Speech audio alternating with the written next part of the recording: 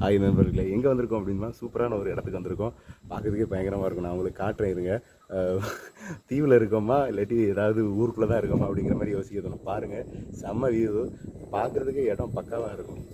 தெரியுதா? கேமரா திருப்பணுன்னே சரியான வியூ. ஏதோ மால்டீவ்ஸில் இருக்கோம்னு நினைக்கிங்க, கண்டிப்பாக கிடையாது. இது கேரளாவில் இருக்கிறோம். கேரளாவில் இப்படி ஒரு இடத்த நிறைய பேர் பார்க்க மாட்டாங்க.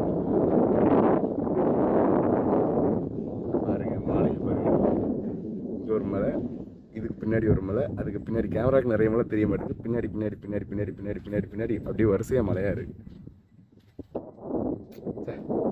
பயங்கரம்.